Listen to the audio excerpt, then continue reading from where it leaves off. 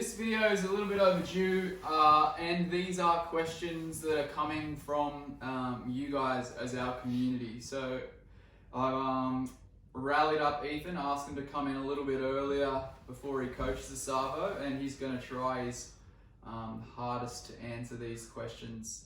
And I know that Ethan will be answering them on behalf of all of the coaches, so that's pretty exciting. Well, let's kick this off with question number one. What has happened to our Metcon plus strength sessions, Ethan? So, in order for a program to be balanced out, it does need to have both strength and conditioning aspects to it. We used to do quite a lot of sessions where there would be a strength into a longer style Metcon or something like that.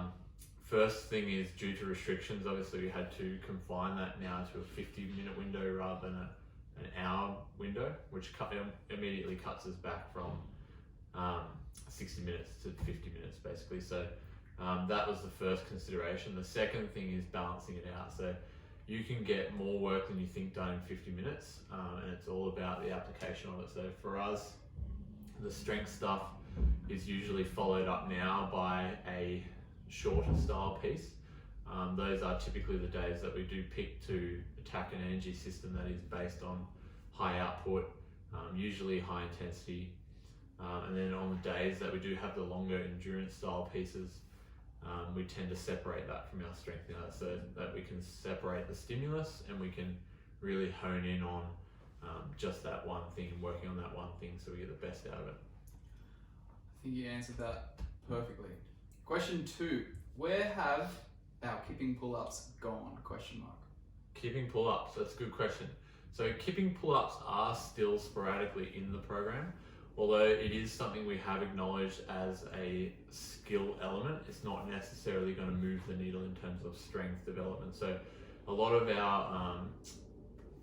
our very specific classes, like your gymnastics, like your weightlifting classes, they will tend to work on the skills and the skills around moving in a dynamic sort of way in a more controlled environment. Sometimes in a conditioning piece, it's not the best time to be starting to implement a skill you just learned or something like that. So in order for us to really move the needle in terms of your strength development, your conditioning, and everything around that, some movements will be in there from time to time, but they're not an absolute everyday staple kind of thing versus a strict pull-up where we're going to get more bang for our buck in terms of strength development.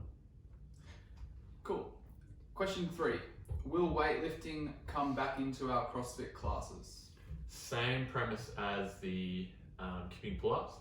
So again, it will be sporadically put in there as more of a Metcon based thing, and it will be likely in the athletic style programming. So those of you that do have the skills can implement it when it is there. But same deal, we are working on a highly dynamic movement here, and the goal is to get you guys learning those skills in a controlled environment. That's why we have the weightlifting classes, and that's why we have the gymnastics classes. And then when you do develop some strength and you do develop a technique, then it's the time to go up to the coach and potentially apply that in a class setting when you have your heart rate high and you potentially don't have as much awareness or control of the movement due to your heart rate or your heart jumping out of your chest. Great. So in reference to our 4-week phases, what does it mean to do a phase? So a phase is purely a structured training cycle. So essentially we will switch, we're going to do four-week phases to make sure we're mixing up fairly often. Sometimes training cycles will go from 6 to 12 to sometimes even 20 weeks long. A phase itself is purely just around what the intention of that phase is. So we might have, for instance, this phase we're doing right now, we are building towards Karen. So we are focusing on some wall ball endurance. We are working on some strict press. We are working on some deadlift strength. We are working on some single leg work.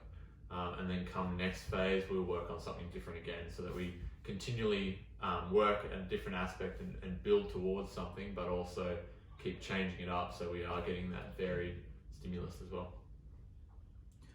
Last question, how important is it to record our sessions through Wodify?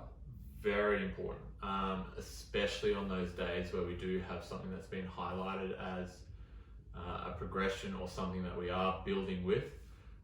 Those sessions are super important, especially for down the track, so that we have metrics on whether the programming's doing what we want it to, basically.